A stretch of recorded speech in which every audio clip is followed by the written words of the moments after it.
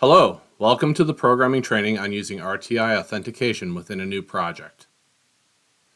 In this session, we will discuss the following topics: preparation, system setup and programming, configuring the RTI Authentication dashboard, and client information entry and testing.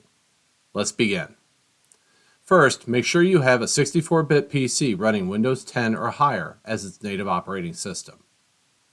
Next, always check to make sure you have the latest Integration Designer's programming software on your computer. RTI Authentication is only available on version 11.3 and higher.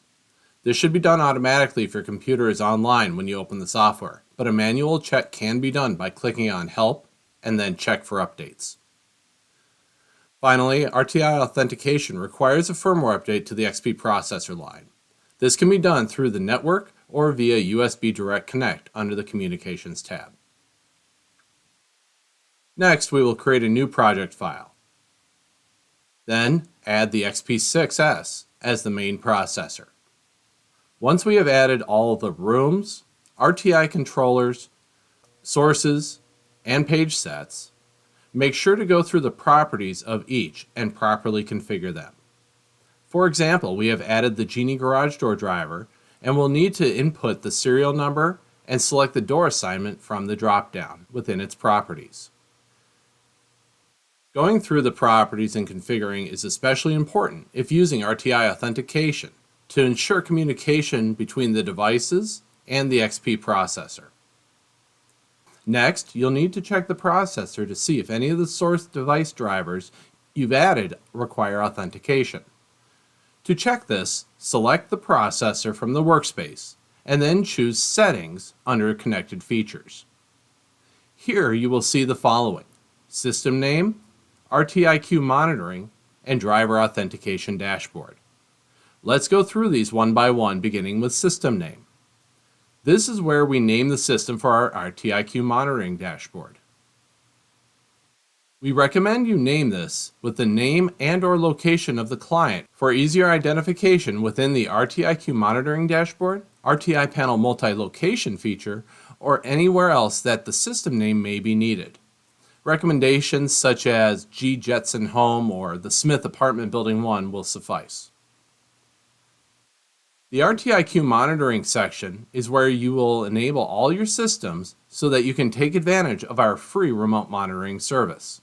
There's an additional training available on how to do this on our website via RTI Excel. We highly recommend taking advantage of the RTIQ monitoring service. Authentication dashboard is where we need to focus our attention today.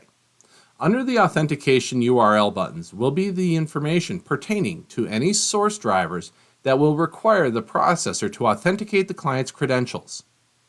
If there are no source drivers that require this, it will be stated as such. However, in this case, there is a driver that requires it, so we must upload the programming file to the processor before proceeding. We will click the Send to Device button and only load the XP processor file. Don't load the rest of the files onto any RTI devices yet, just the XP processor. The reason for this is that the processor itself, not Integration Designer, needs to activate and establish the authentication communication. Once the program file is loaded onto the processor, select the processor again from the workspace and then choose the settings under Connected Features. The authentication URL is what you or your client will need to set up the necessary sources with the client's credentials. This has two options: Copy URL and Launch URL. If we click Copy URL, it will copy the address above to our clipboard and we can email or text it to our client. They will then be able to launch it from their device and input their credentials for the necessary device. If we click on Launch URL, Integration Designer will immediately open the default web browser window and launch the URL. This page, same as what the client would see, is where you can identify and select the available source driver devices that use RTI authentication. We will select this device and input the proper login and password for the client. Keep in mind, they will need to have an account with that company already set up and configured with the proper devices. We can continue to program the rest of the system file, including the activities, user interface design and automation, as they are not dependent on the RTI authentication credentials information to do so. The final step in the process is to check the overall system for the proper commands, activities, automation, and feedback variables, and then test to make sure that it is fully functional, easy to operate, and exactly what the client was expecting. In summary, the process is straightforward for using the new RTI authentication. We build the project workspace with all the processor, rooms, RTI controllers, and source devices, configure all the properties for those devices and sources, check the processor authentication dashboard to see if authentication is needed for any source devices, and if so, load the processor file from Integration Designer onto the XP processor. We will then launch or send the client the URL to set up the sources and enter their credentials to allow authorization of those devices to communicate with the RTI XP processors. The new RTI authentication is designed specifically to help dealers minimize truck rolls, increase client satisfaction through greater security, lower overhead programming costs and labor costs, which in turn increases overall profitability. Additionally, this type of setup and configuration and authentication allows RTI to offer new control options with third-party devices that require this type of setup.